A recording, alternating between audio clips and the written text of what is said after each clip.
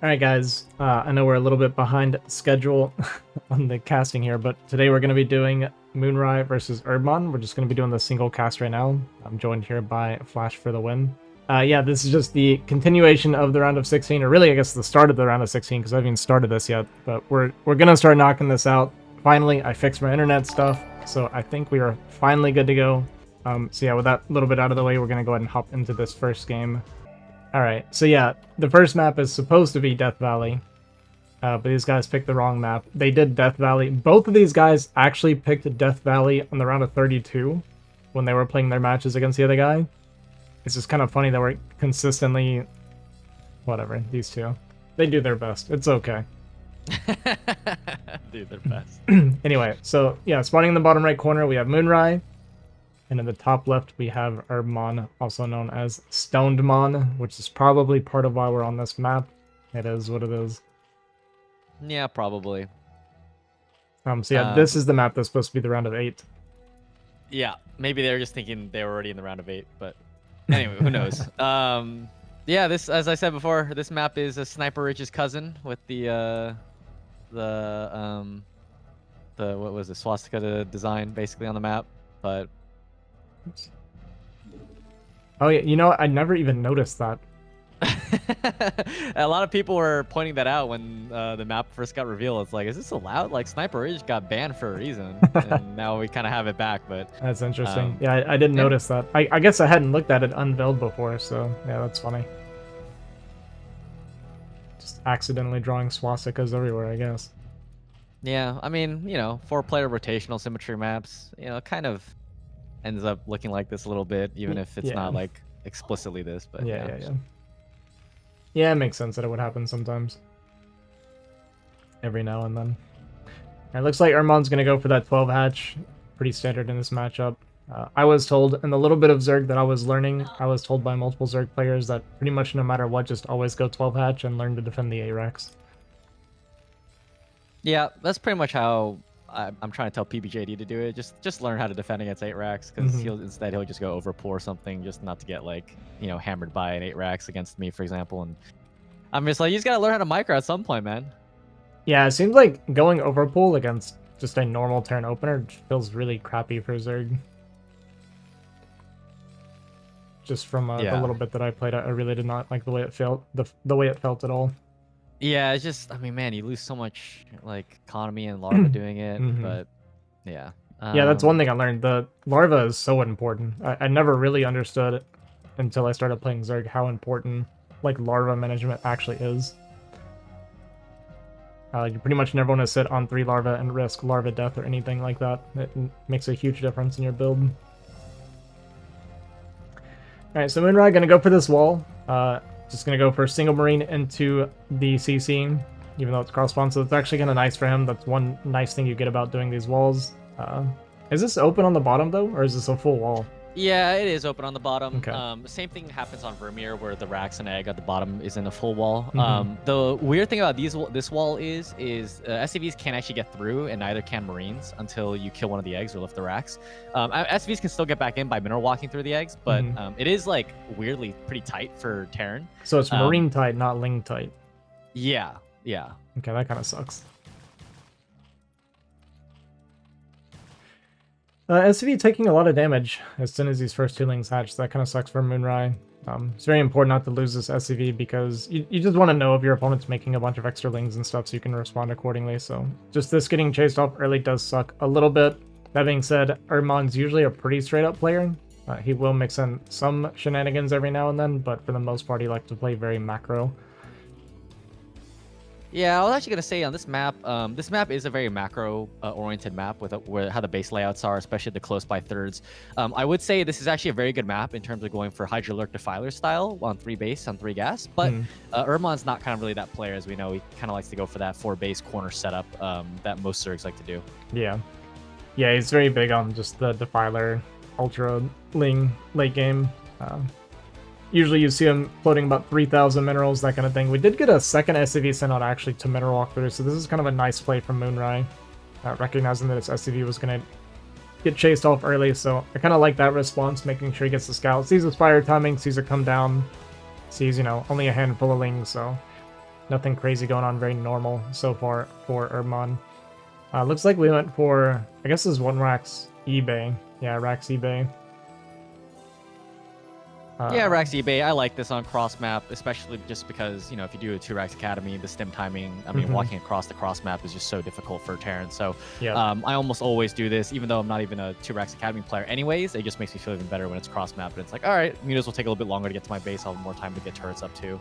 First scan going down, even though his SCV already saw the Spire, but I guess probably just wants to confirm that he didn't cancel and is trying something tricky. Yeah, I actually, at first I didn't like it, but then I thought about that, and it's exactly it, right? He just wants to confirm the Spire is still building, that it wasn't a cancel into a Hydra Den, especially because he's going for this, like, 5-rack style, so if it were a Lurker rush and he was doing this, it'd be an absolute nightmare if he got caught off guard by that. So I actually really like double-checking like that. Yep, and he'll be totally fine here, 4x instead of 5. I think just because it was a 2 hatch initially, 2.5 hatch is the build, and we'll see Herb. We'll see what direction he's going to take in terms of the expansion layout. Will he play something closer, or is he going to take like that third base? Another scan goes down. He's going to see the Muta's eggs starting, so now he can start his turrets everywhere. Yeah, should he have sent a drone out by now to have taken this third hatchery? Yeah, the drone's a little bit late, so unfortunately for him, yeah, third base will be a touch delayed here for him. But I mean, the Muta should be out in order to defend it. It's just usually a little bit awkward because you want to get that first larva out in case you need to build Sunkens at the third base and to get that creep spread a little bit more. But should be okay overall. Yeah, Hydra Den coming down for Herbmon. So far, we've just made, what was it, 6 Muta? 7 Muta? Okay, we got 7.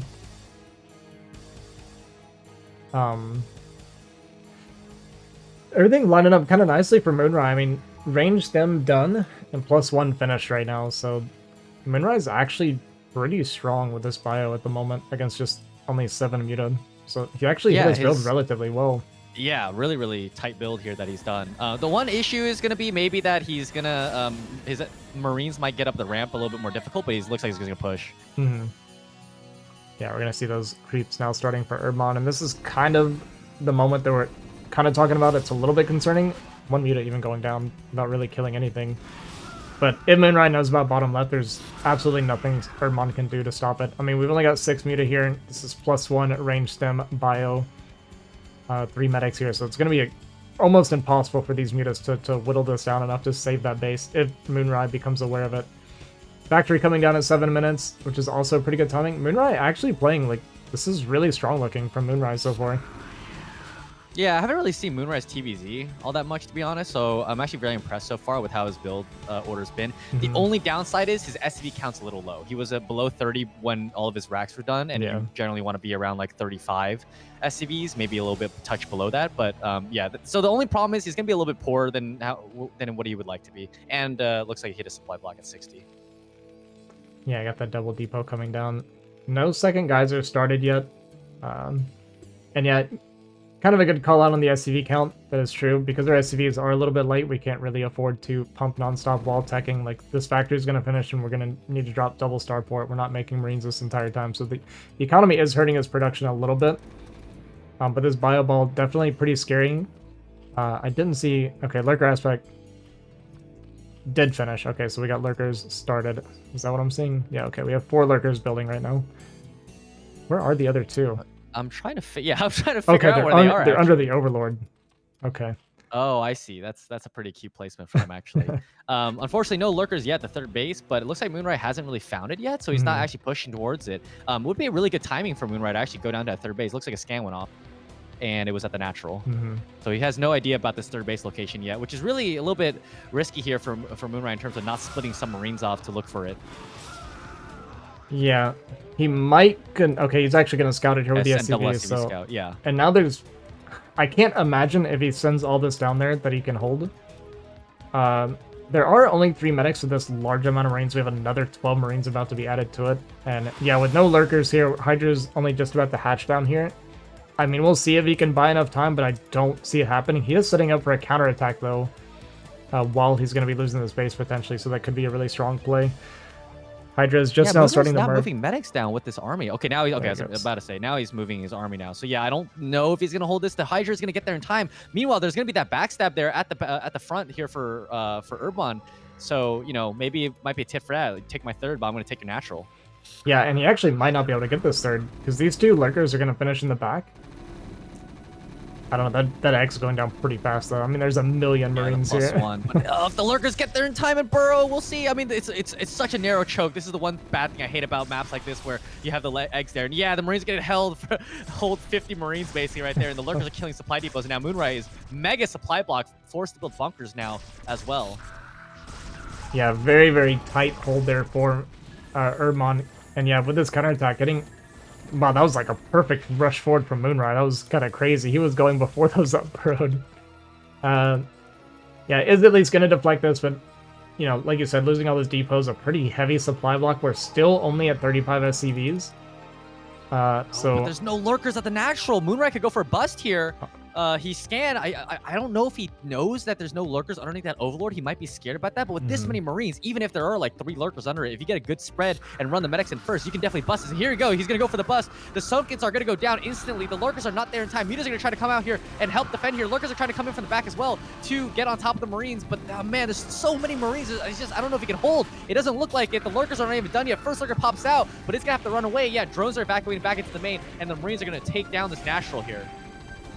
yeah, pretty crazy call from Moonrai to just actually test the front and kind of punish Herbmon for kind of over, you know, kind of forgetting to make more lurkers, basically. So it just gets to rush into the natural, kill everything here. So there's a ton of bio left. There is this one half-dead lurker on the high ground, but I mean, this is already so much damage. And yeah, Herbmon just going to go ahead and call GG. Moonrai going to take the 1-0 lead. All right, ladies and gentlemen, we're moving into game 2 here of Herbmon versus Moonrai. They did pick Radion for the second map. And they did get close spawns this time instead of cross spawn, so be interested to see. Already it's a little bit... I actually like it when Zergs do this, so a lot of people say that, like, Zergs sending their Overlord the wrong way, right? But I kind of disagree with this, because by sending this Overlord in this direction, if they are top left, then you can get to their natural from the top right, and their bottom left, then your second Overlord can go over there. So I think this is a more consistent way of getting your Overlord to the kind of high ground there outside of the natural. Yeah, and it's actually, you know, you're saying this, I think it's actually correct. Sometimes you'll see the Overlord kind of go directly in between to like this 12 o'clock from this position. And I think that they get there in time to see the SCV if the SCV goes horizontal scout. Now, obviously, it doesn't happen every game, but it can be a meta game in terms of if you expect your opponent to horizontal scout. If you don't see it, then you kind of have an idea that they should be at bottom left. Yeah.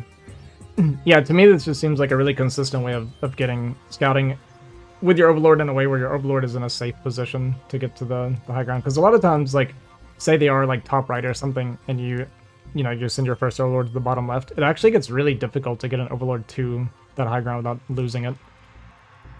Yeah, I totally agree with that. The only somewhat question is sometimes if the Overlord... Now, the way that Herbmon's moving his Overlord is not susceptible to 8 racks pressure, where the Marines might find the Overlord and just kill it, which is super bad for Zerg.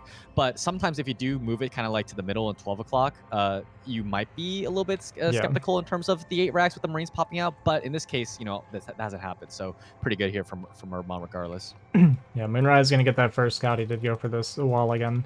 And we'll see it because he scouts the 12 hatch if he just wants to go straight for that 15cc. A couple love taps on the SCV as it gets in here.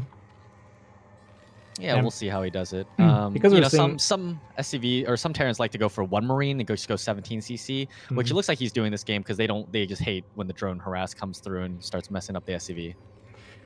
Yeah, I guess that's true. For me, I usually just kind of greed for it a bit. I will make the Marine if the drone shows up, but a lot of times, yeah, if I scout the 15cc, and especially in this spawn, I would have assumed that his Overlord would have gone left first, so I would have just assumed that there is no drone coming. It looks like Herbmon's going to go for a 3-hatch style this game. It has a drone that's scouting cross map. I was actually wondering if he was going to make the third base up there as a kind of a hidden base, so go for a third base 3-hatch style instead. Which would have been kind of interesting, but instead he's just gone for the in-base 3-hatch. I think Moonrai's going to pressure with 3 Marines. He cut a depot to do this, so he's been supply blocked for an eternity. That being said, it looks like we're just going to continue making Marines. We're not going to push out yet. But that was a pretty big supply block at 18 supply just to get these extra Marines out. So I'm wondering if he's planning on pushing with a handful of Marines. Yeah, he's even got the gas second racks out. So he's looks like it's gonna be a stim timing of some sort with the academy. I mean, it is really good here on horizontal spawn Radion, which is typically what I would try to do Hmm. in these spawns. So yeah, definitely trying to probably play a more aggressive style this game. Yeah, that being said, we're just continuing to pump Marines right now. Nothing crazy looks like. He's probably just going to save up for this ACAD timing. Yeah, I mean, he's cutting a lot of SCVs just to get as many Marines out as possible. We're pretty much tied on workers, which usually is not the case in this matchup from the very beginning. So he's just going to have a ton of units, though, when he goes for this push.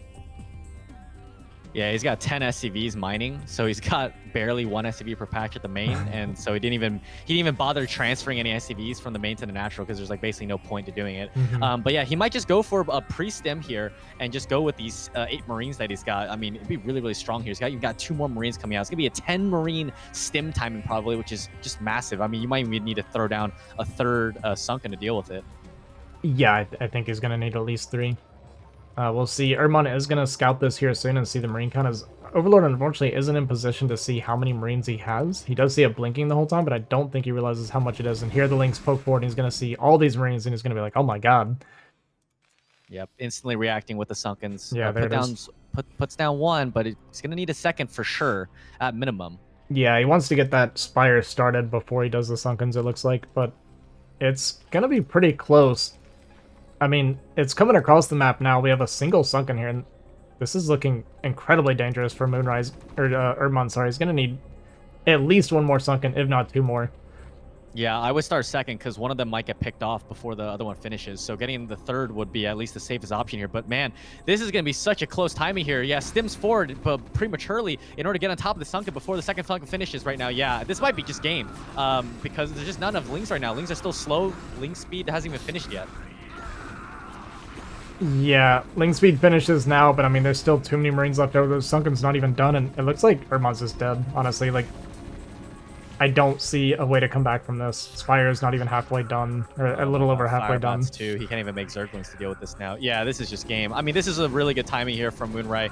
This is something that I know First Law likes to do a lot, where he just cuts SCVs and stuff just to try to mess with the Zerg as much as possible, and then Herbmon just leaves. No GG. Yeah, I feel like he really did not respect the amount of bio being made there.